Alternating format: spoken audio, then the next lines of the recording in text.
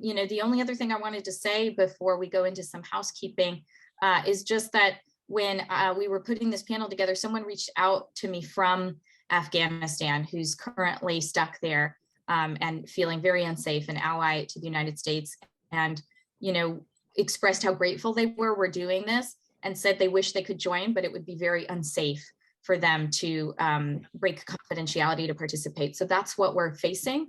That's what we know our neighbors in Afghanistan, our allies in Afghanistan are facing. And so it's just a privilege to be able to have this conversation with all of you about how we get more of our friends, colleagues, and global citizens and compatriots here to safety. With that, a little bit of housekeeping. We're recording this here. It's also on Facebook Live. There is some press present. We just encourage people to stay muted when not speaking. We'll have some remarks from panelists and then a Q&A portion.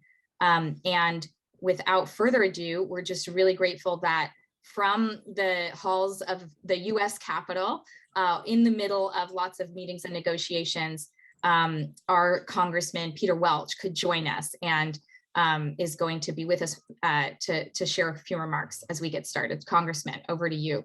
Thank you for being here. Keisha and Mary Beth, thanks so much for doing this. One of the reasons I'm so excited, and it's as a Vermonter, we are all asking ourselves, and Keisha, what can I do? Mary Beth, what can I do? Peter, what can I do? You guys are doing something. We're doing something that really matters. It's going to provide welcome. It's going to provide refuge and safety to folks coming to Vermont. And today we have the Milla on, we have Twincraft here. It's about making a commitment to integrate folks into our communities. And the fact that so many Vermonters are on this call, and there's such a pent-up desire to act out of goodness, to help folks who need our help, who need a port in the storm. And of course, I have vivid memories, as many of us do, about what happened with the Syrian refugees that were coming into Vermont. And we had our whole refugee resettlement program in place. And then it all got derailed when we had a certain new president take the oath of office and turn in a very, very, very vicious way against people of color, people of a different religion. And it was so appalling to each of us as Vermonters. It's just not who we are. It's not who we aspire to be. Never did and never will. But it was a setback and created immense amount of frustration. And now, with the opportunity for us to, in fact, welcome to Vermont folks who served our soldiers in Afghanistan, who protected lives. One of whom, by the way, was an interpreter for a soldier that was from Heartland, Vermont, my old hometown, and he just returned. And it was a huge community effort, starting with the soldier who got on this and knew this interpreter, but with so many people in the community who all did something to try to facilitate the arrival of this person, and now to get him integrated into the community. And it takes everybody. It takes each of us as citizens. It takes employers, and Senator Leahy and I and Senator Sanders know it also takes some resources, because particularly with the Afghan refugees, those folks are here because they were serving us. And the federal government has a responsibility to pick up the tab on this so that we can ease the transition and then take advantage of the energy that people on this call have, led by Keisha and by Mary Beth.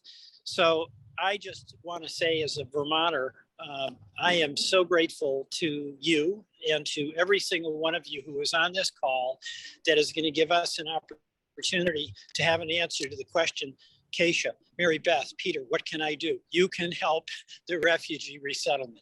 Thank you very, very much.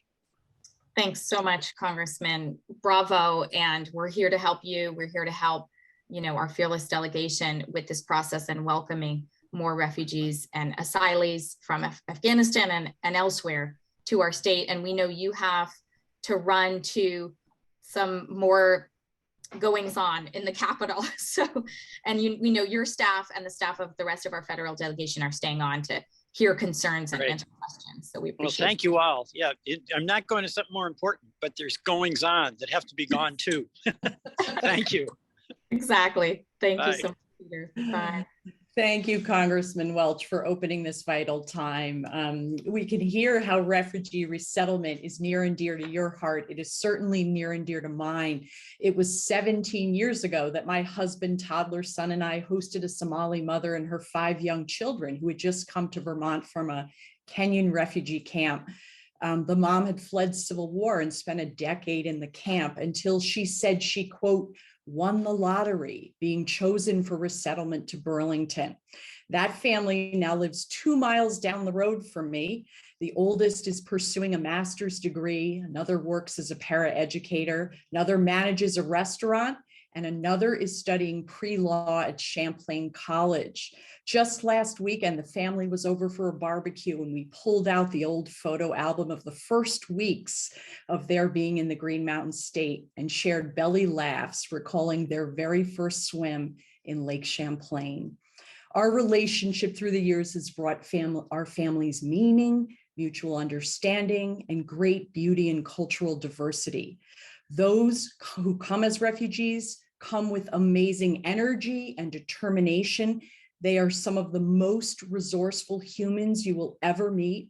They want to go to school and work and contribute to our communities.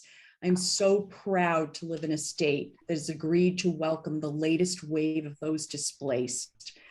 Afghans whom we as a country owe so much to. Thank you all for being here tonight, for your interest, your engagement, and I encourage you to stay alert to the ways in which you are called to engage or help in the coming months and years.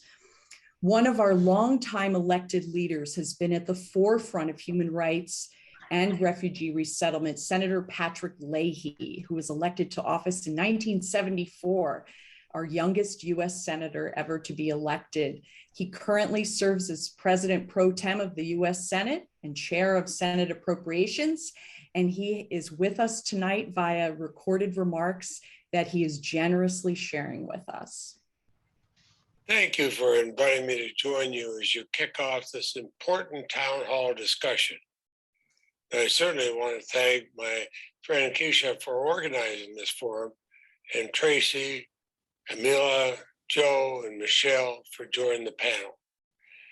It should come as no surprise that Vermonters have not only been open, but eager to help relocate Afghan citizens who have fled their country. We Vermonters have a long history of welcoming refugees, and it's rooted in our culture, and actually in our own identity as Vermonters. We know that our world is not only our Green Mountain State, we know our communities are richer, and certainly our culture is greater for the diversity that refugees and asylum seekers and immigrants bring to our state.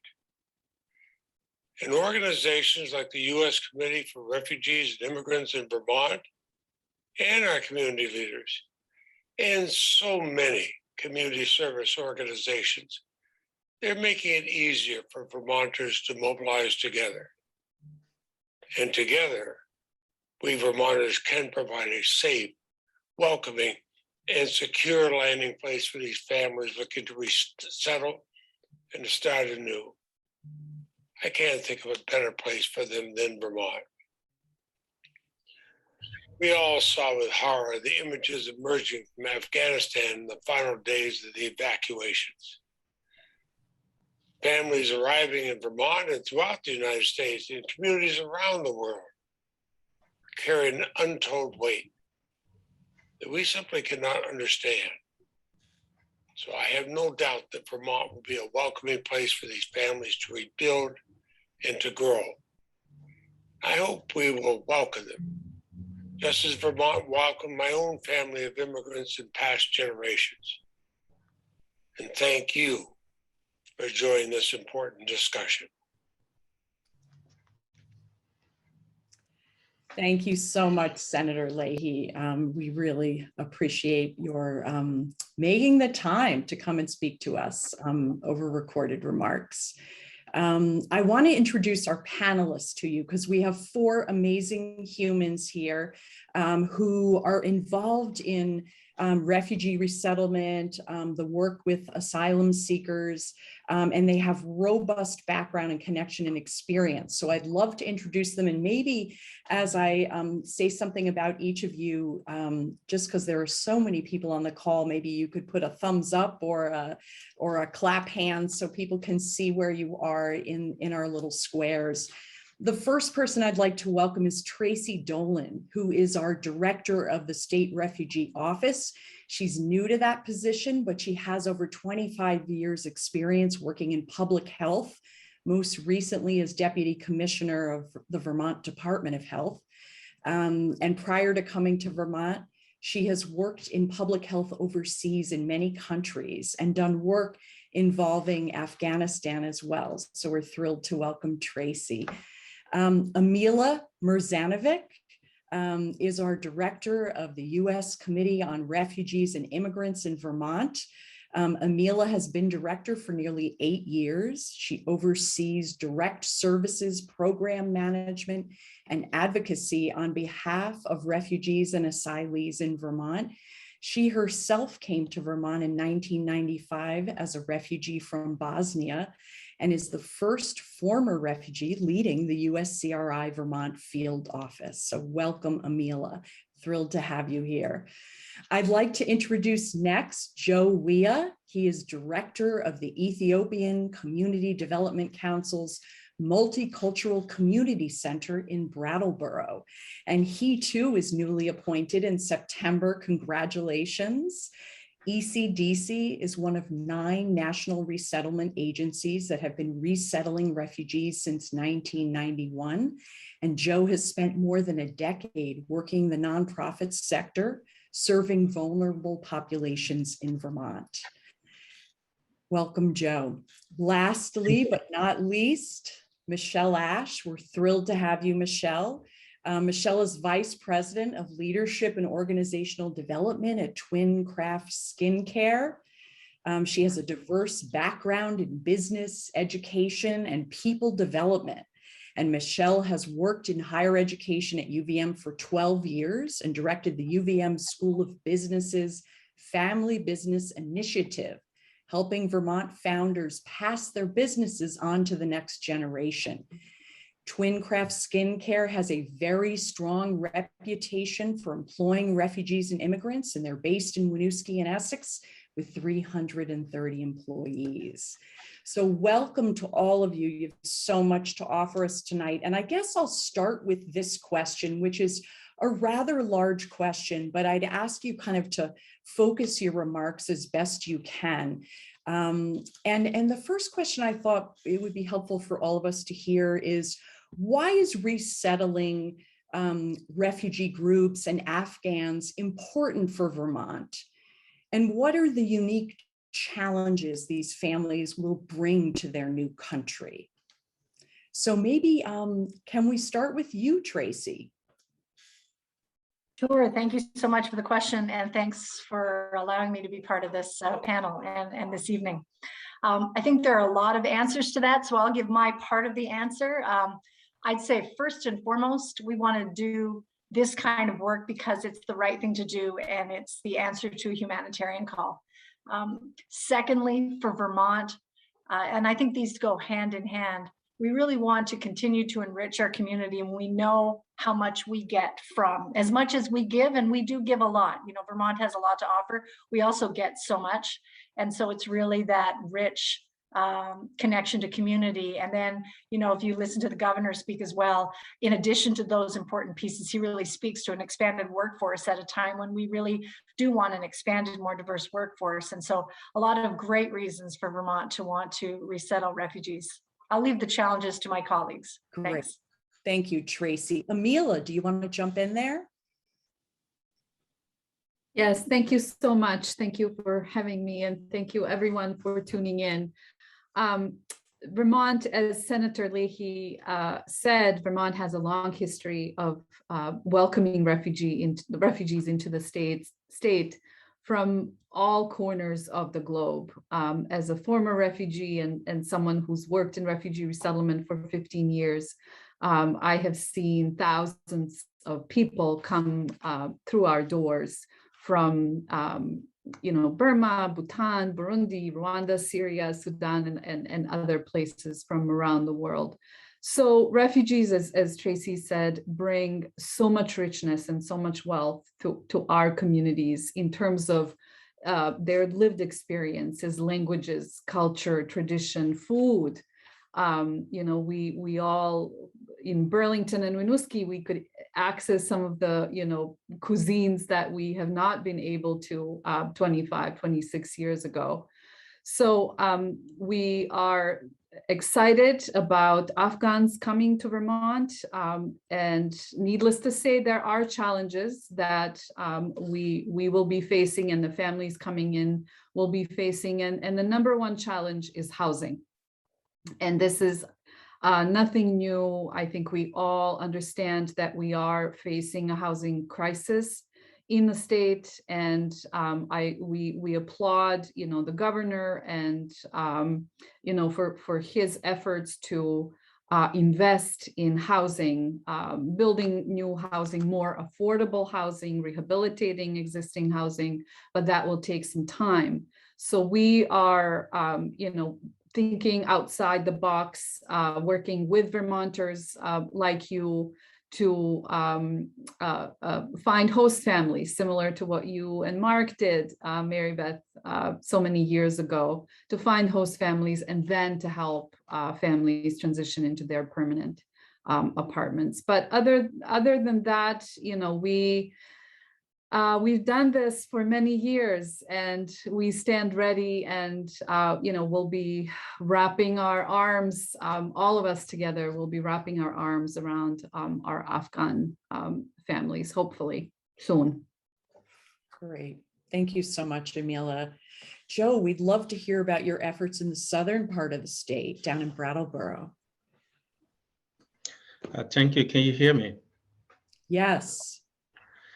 So thank you so much for this opportunity to speak to Vermonters across the state. To the first question about why Vermont, I moved to Vermont when I came to do my graduate studies, and after graduation, I decided to stay, and I never regretted staying in Vermont. I moved a little bit out, but always missed Vermont, and so I had to come back.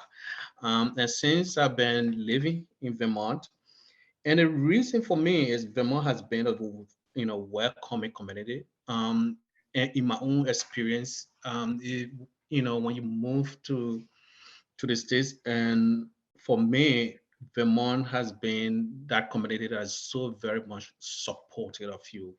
So I had the first experience, and I think that refugees that will be coming, and refugees that have come also enjoyed that welcoming arms of Vermont. So Vermont is the right place to be. That's personal from my end.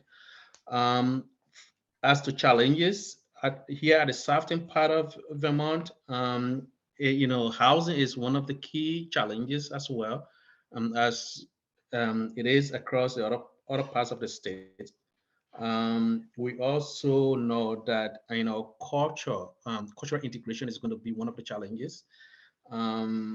So we really welcome community participation. We're working so much with our communities, organizing our community to be part of the process, because we feel that community-led approach is the best way to go. Do you want me to go into what ECDC is planning, or you want us to come to that question? Yeah, why don't you just say something quick about ECDC and what you're up to there? So ECDC is the Ethiopian Community Development Council, and is one of the 9 refugees resettlement agencies like USCRI. So right now we just about to officially open our office on October 29th in Brattleboro. Our focus will be on the southern part of Vermont. We also trying to expand to south to Windsor, as well as part of Bennington County.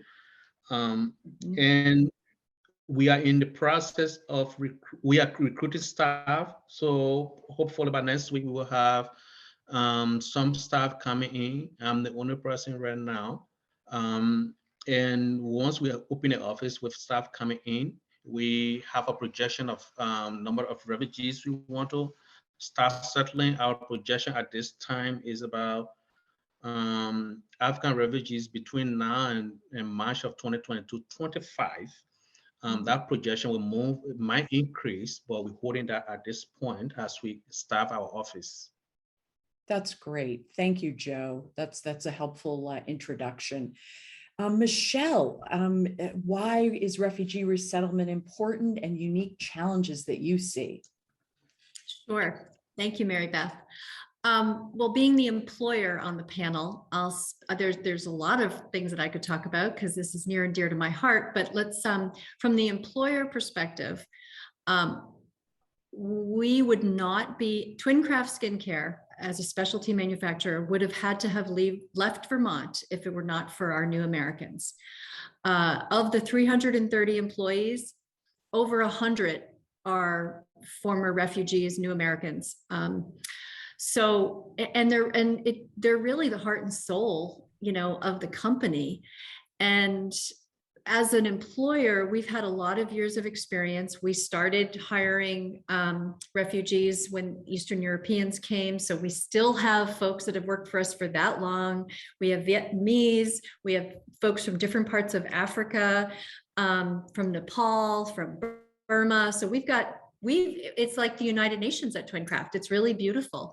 And so we've gotten, through trial and error, we've gotten pretty good at providing support for these folks when they come. And one of the things that I am really excited about is I have never had so many phone calls as I have had recently from other employers who are excited about this wave of refugees coming to Vermont who want to do it right.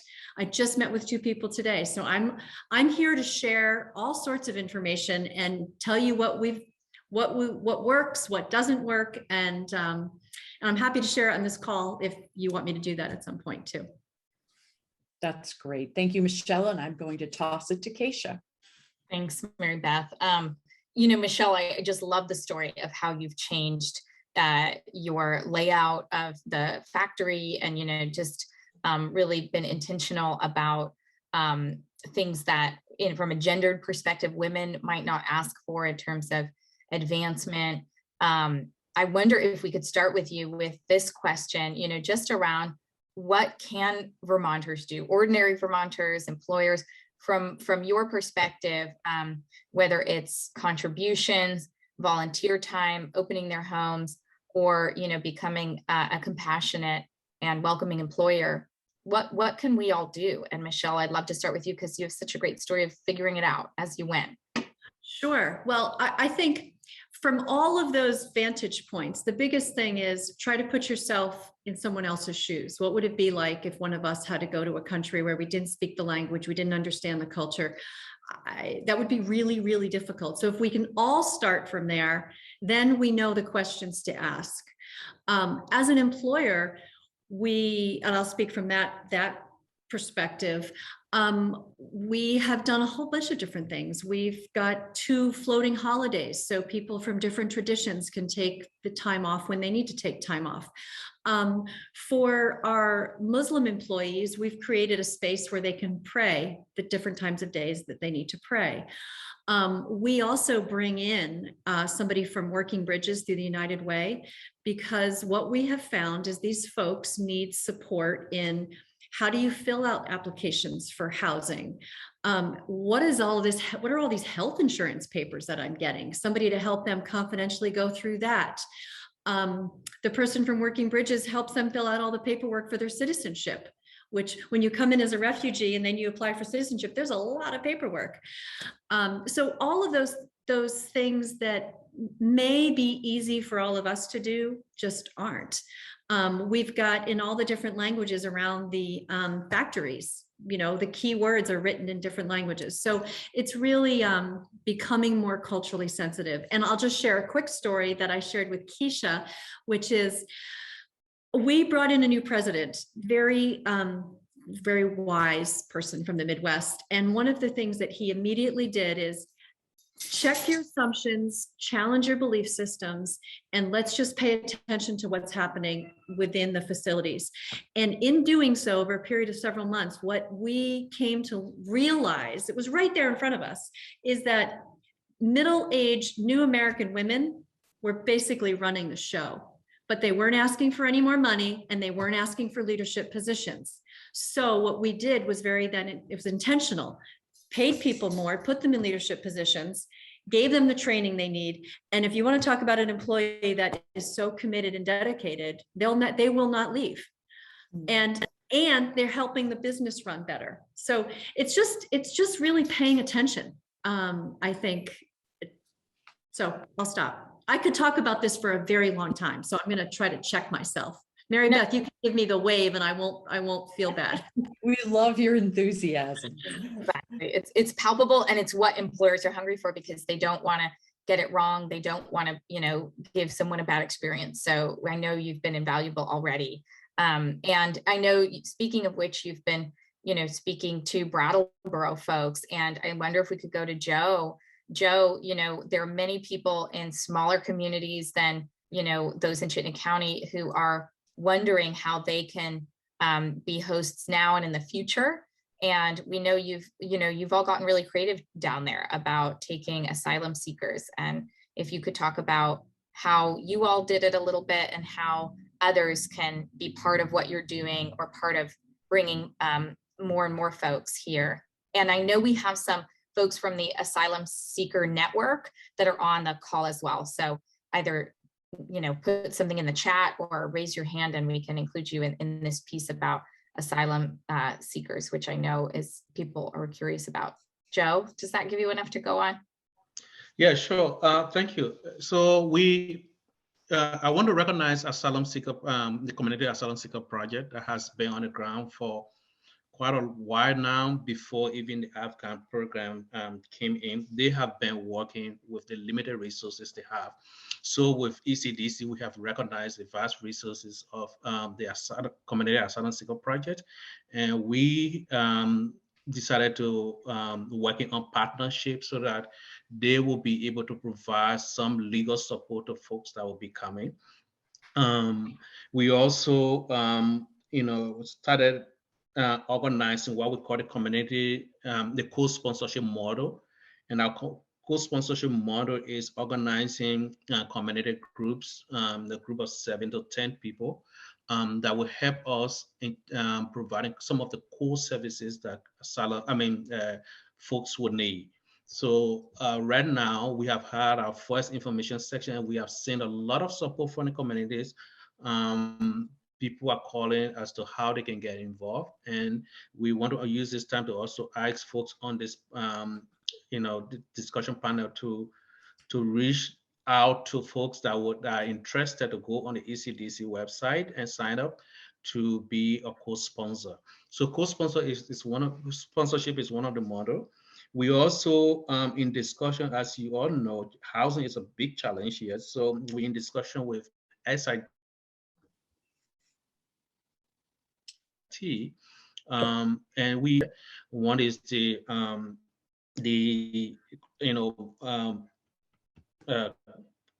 SIT, working with SIT to make their space available as a temporary place for at least a period of 6 months.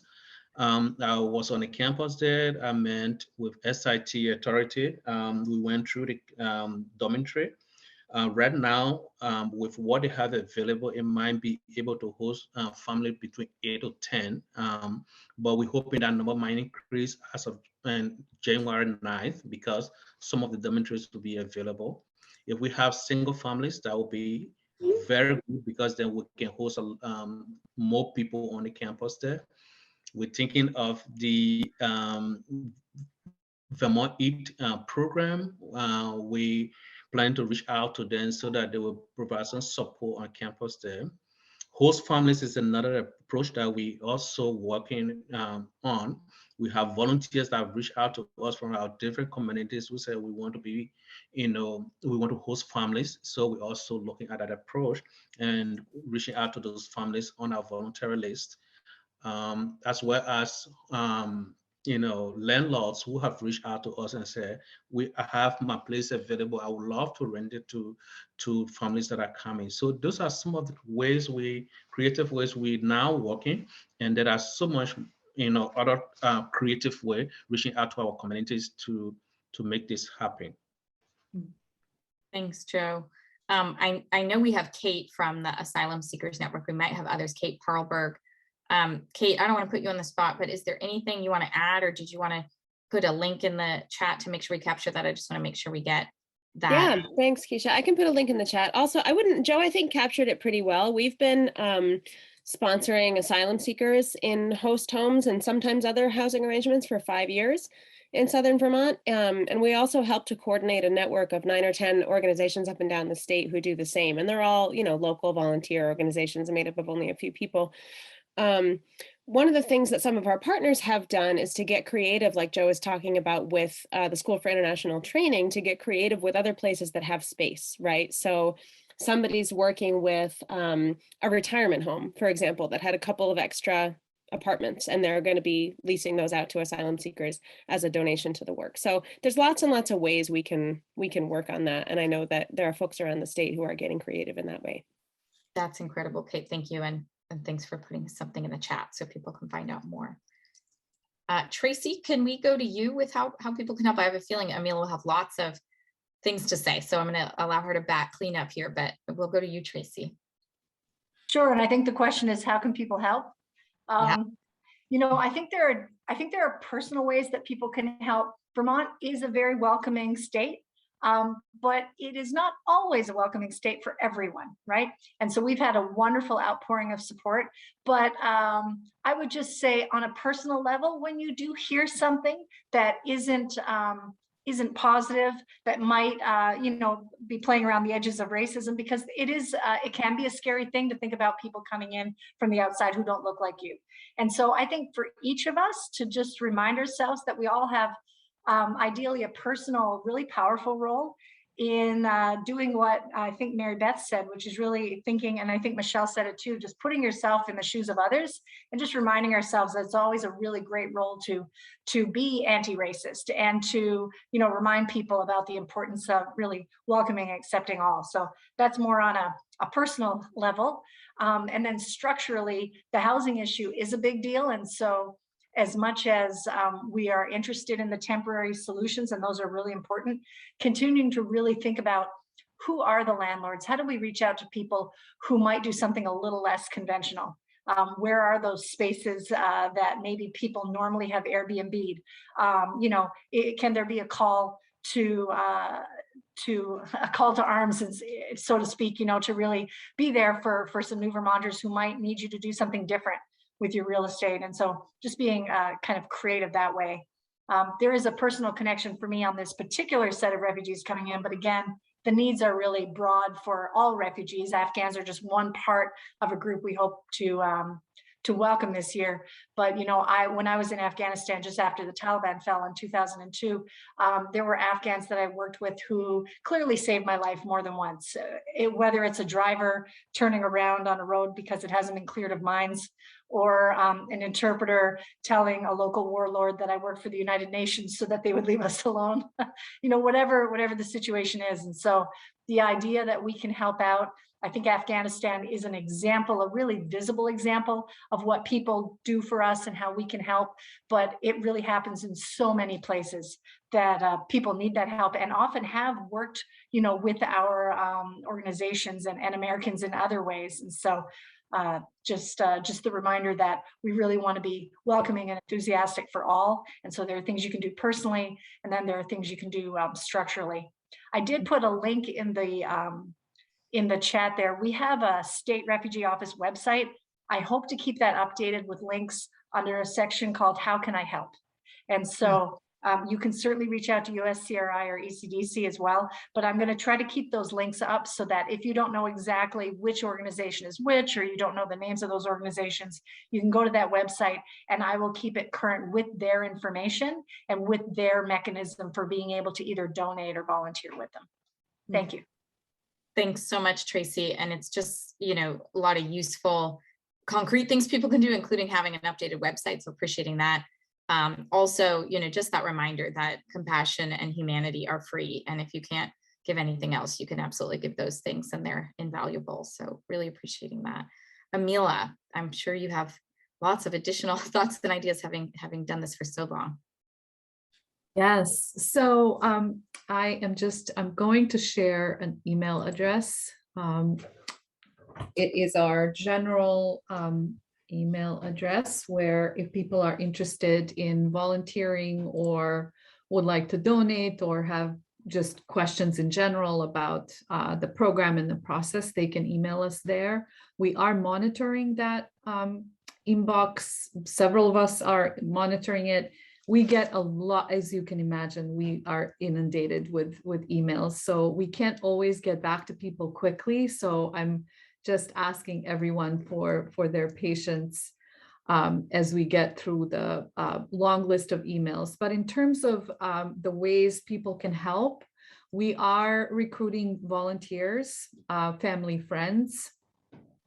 If you email us, if you send us an email to that address, we will follow up with you with information about volunteer orientations. We have 2 monthly volunteer orientations, one during the day, one in the evening. Those are remote, they're on Zoom. So we would then send you a link to Zoom link. After that, or probably at the same time, we'll also send you an application. We have a pretty lengthy volunteer application. It's something like 20 pages, so don't get discouraged. We do collect a lot of information, you know, for obvious reasons. We're working with vulnerable population. We do run a background screen, so I just want to make everyone aware of that. And then we will also be offering additional training opportunities for volunteers around anti-racism, DEI, trauma-informed care, and we'll be working with local experts. We are also collecting household items and goods. So you can, if you have, you know, we all have so much stuff, right? So if you are looking to, you know, replace a sofa or a kitchen table or chairs or have large cooking pots, I mean, these are just some examples, also reach out to us via that email. We are not accepting clothes. Unfortunately, we're very limited with space. We can only take winter gear. So winter coats, boots, you know, scarves, hats, and gloves, but otherwise we're not taking general clothes. And there was one other thing. Yes, and we also are recruiting English language tutors as part of our volunteer program. So if you have interest in working with newcomers as a tutor, one-on-one, those are also currently remote. Do reach out to us, again, same email. And then last but not least, very important, monetary donations. So we, I'll just give an example. You know, the federal government gives each refugee coming in, and that includes Afghans, parolees, and SIVs, $1,225 per person, one-time payment.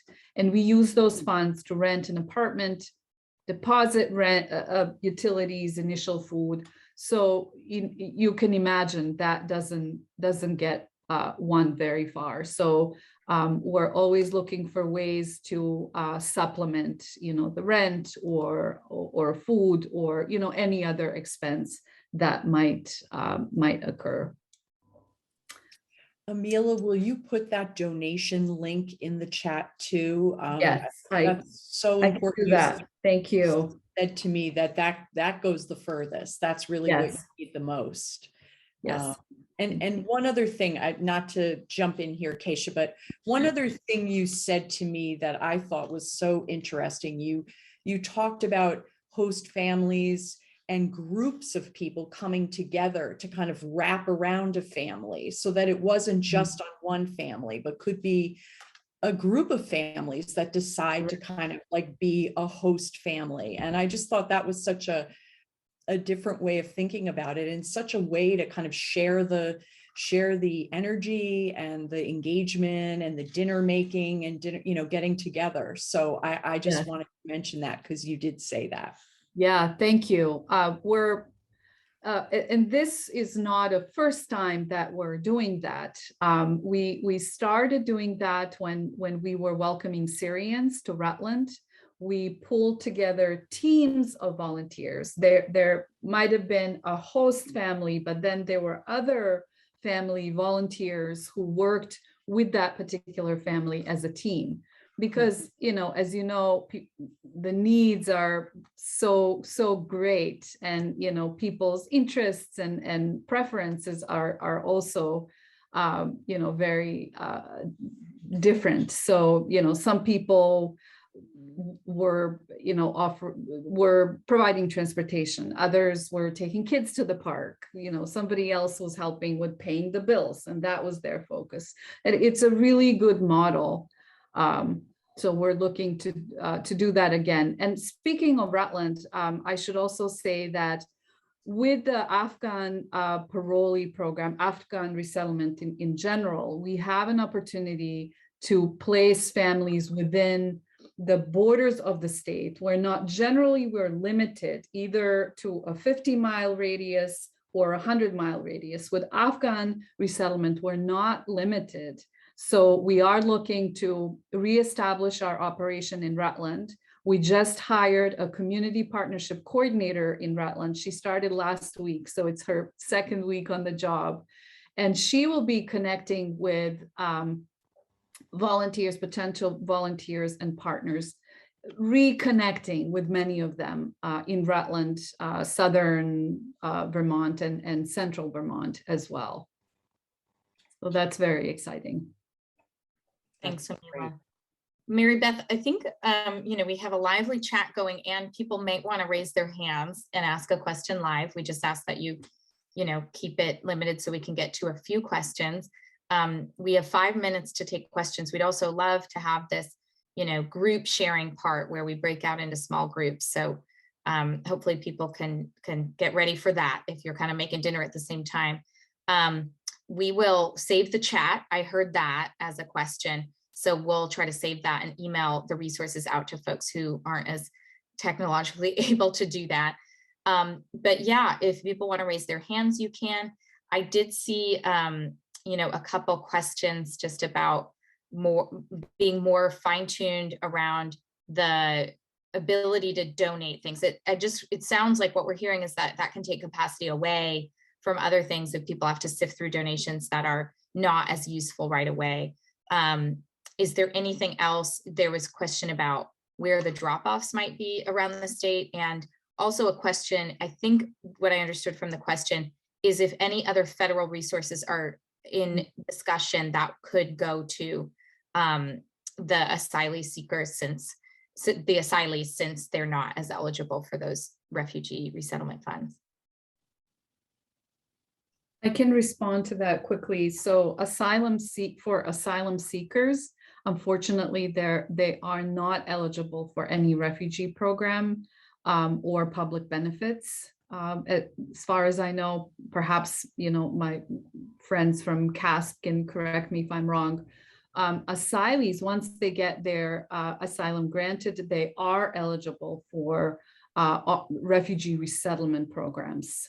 We over the years, we have not been a large asylee site. Somewhere between 10 to 20 asylees historically would come through our doors, but we might actually see more people coming in. Thanks, Amila. Tracy, did you want to respond to that or something? Also, I saw that somebody asked about the emergency rental assistance program. And so that is available to anyone who comes in who is eligible for it. And so for Afghans who arrive who might be under humanitarian parole status, they would be eligible for that. So we did speak internally with our team and they are aware of that. Just wanted to answer that question in particular. That's helpful. Folks wondering about the timeline. Do we know anything more about when people will arrive? Do we have any more information people can hang their hat on? I can start from ECDC for the arrival. So we still lovely want to have first arrivals the third week, between the second and third week of November, but that is our plan right now. But that is also dependent on so many factors, some of which we have control over, some we don't. Those we have control over is having our office up and running and with all the staff. I was told that we will not have any folks assigned to us until all those are in place. So that's what we're working on.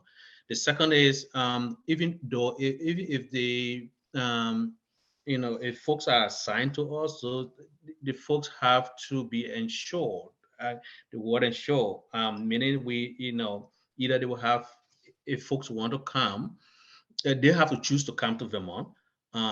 And refugees have the right to say, I want to go to Vermont or I don't want to go to Vermont. So in that process, we have to, respect people's choice where they want to go to.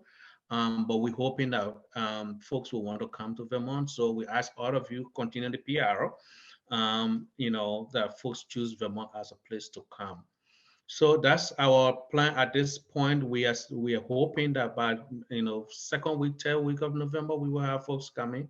But again, it is dependent on other factors that we may or may not have control over. Thanks, Joe.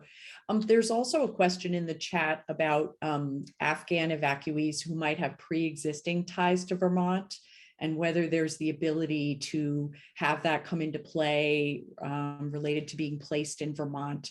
Maybe either Tracy or Amila or both, you could comment on that.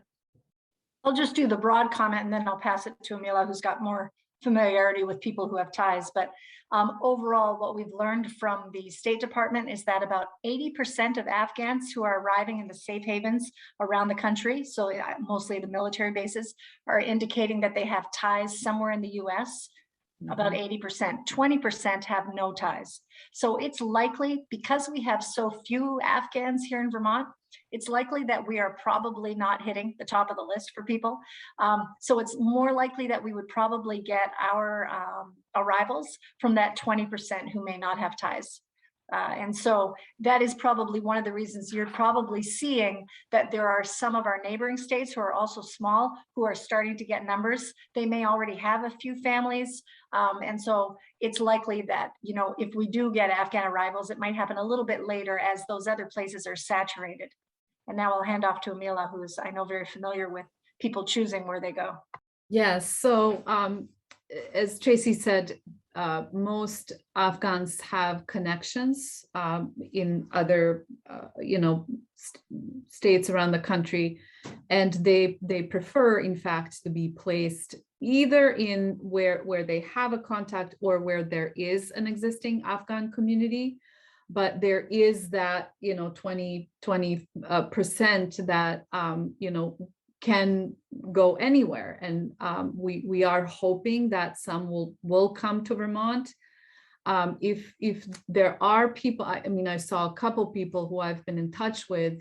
If there are people that you are aware of that have connections with Afghans, please have them reach out to us, because they can help bring people here, because they are given a choice. And this is not specific to Afghans.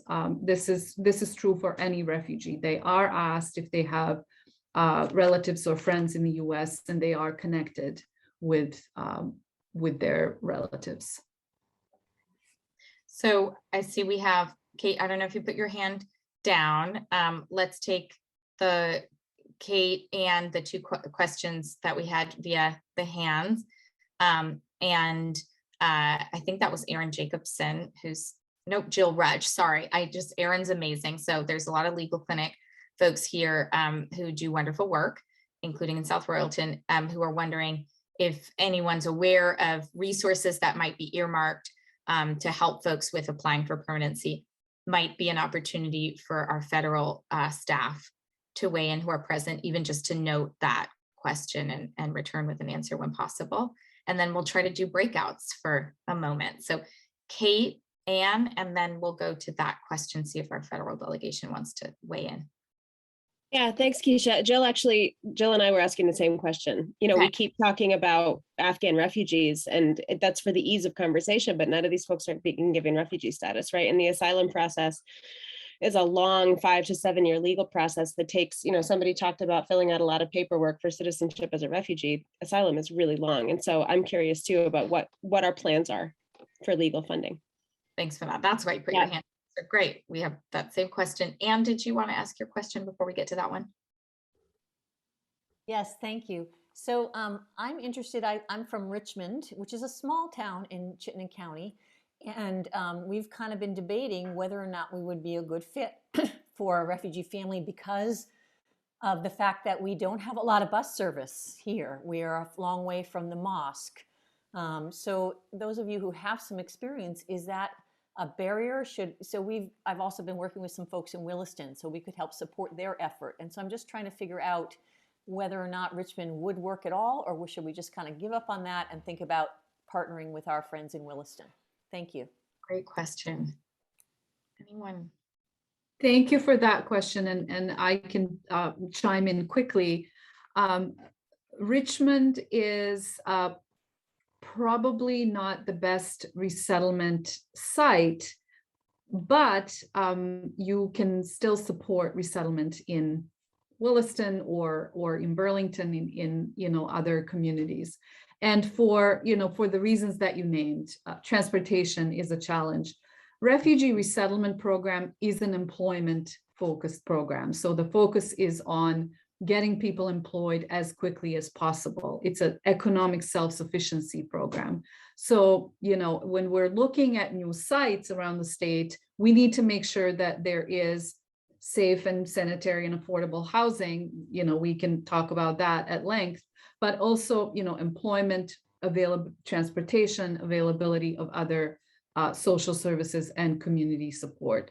So again, although you may not have any refugees in Richmond, be placed in Richmond per se, you can support efforts in other communities. Thanks, Emil, and thanks, Anne, for the thoughtful question. I wish we had better answers in our state. I think Mary Beth does too around transportation, but it's also noted, on the broader scale of how we work on that for everyone who needs to get to work, but particularly our newest arrivals. I wanted to see if Michelle wanted to jump in and add anything around the employment piece. I know you said you were brimming with information, and we hadn't heard from you in a little while, so I wanted to give you a chance. The employment piece around transportation, we are fortunate as far as where we're located. Where we have most of our new Americans is in Winooski, because there's a lot more affordable housing in Winooski and the Burlington area, and there's transportation. Those are key pieces, especially once people, when they first arrive. We do have a number of new Americans that work in Essex because they've been in the country long enough. They have a car, they're mobile, and over time, people do get more mobile, but in the beginning, it's really rough. Great. And a great question from Representative Rachelson. What's our interpreter capacity? This has been an obstacle in the past. How are you for interpreters? Well, it depends. Once we have an established community, we have enough internal interpreters. And so for most of the population, we have people within the company that can be interpreters for other employees. We will contact Amelia and her organization if we have to have a really challenging conversation with someone that needs to be confidential. Or when we first started getting folks from Burma, we didn't have anybody that could serve as an interpreter. And then we would need to seek outside services, usually from Amelia's organization. But now we have about 12 folks from Burma, and there's enough folks that we can use internally. So it just varies. When they first arrive, we need support. Employers need support with interpreting. And then when you try to Google Translate, we've done that, and we've gotten it wrong. So we've had a lot of funny words up that cause everybody to giggle. So you can't go wrong by trying. Everybody appreciates that. Thank you, Michelle. That's great. And Amelia and Tracy, anything further on the interpreter front? I can just add that as a state, we have several contracts with interpreter and translation organizations, including USCRI, AALV, and others. We have some national that are telephonic. We have some local that are in person. And the challenge, of course, is with a brand new community. I do see people noting that, a family is arriving here or there. And the challenge is, there are several challenges, but you really do want a critical mass of people, to be able to harness and develop this interpretation sort of ability and capacity, which is very limited right now with a new community, but also so that people will stay. As much as we think our communities are beautiful, and they are, when their people are separated out, they're much less likely to stay. And so they may only be here a few months and move on, which is not helpful for them or for us. But interpretation is one of those challenges. And I know there have been a couple of folks that are available temporarily, and I know we're looking to hopefully hire people as they come in through the agencies. And I think Amelia might have more to say on that as well. So we're coming up on time, Michelle. I see your. I just want to pipe in quickly for any employers. We are always very conscious to have folks work together, especially when they first arrive. So we'll put people together in work groups with folks from their own culture, and that's huge. We just make sure, because again, put yourself in the situation, and it just makes an easier transition. So such a great point, Michelle. Thank you. Before we depart, I think we can just say, Mary Beth and I could just maybe some parting words if anything comes to anybody else. And then I'd love for folks who are able to stay on for a couple of minutes and get into a pair or a 3-person group. I can't remember which we decided, but a small group, to just say one takeaway that you have and one thing you're committing to. So we won't require you get back into the bigger group. We'll say our goodbyes now, but if you do come back to the bigger group, we'll also say goodbye then. I know I have learned a lot from this, and we're just really working to get a system back online that, as our congressman articulated, was hampered, was put on hold. And, so through Amelia, through Tracy in her new role, through Michelle and her constant work as an employer, through Joe, who has this new capacity he's building, and others on this call, we're rebuilding a system that's meant to welcome and support people. And that's a lot of human capital that we're seeking. So, we're just so grateful that this many people are on the call to work to provide that. It's a testament to the spirit of Vermonters, whether it's through a pandemic or whatever else we're facing, we still want to reach out and extend that helping hand. So just really grateful to all of you. I'll turn it over to Mary Beth, and then hopefully Emily can, after that, help us get into small groups to say our goodbyes to each other. Great. Thanks so much, Keisha. And thank you for the brainstorm of doing this. Really, really appreciate it. I'll just say that, just really to speak from a personal place, that the relationships I've developed with people who have come from other places have really changed my life and my family's life. My young 18-month-old grew up alongside other children who came from Somalia, and It's been an incredibly enriching experience for my family. So I would just encourage people to consider getting together with friends and neighbors and really surrounding a family and sharing the load and really enriching your lives. It's a huge blessing in one's life. So thanks for this time. And we really appreciate you all being here. And I don't know if Keisha came back. Oh, there she is. I'll let you, do you want to say something, Keisha?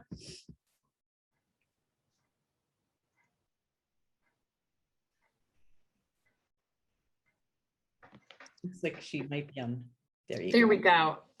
Sorry, I have some technical stuff going on over here, but yeah, it looks like we still have, we're still 36 people strong coming back out of the groups. And I was able to see some of the groups were, pretty robust.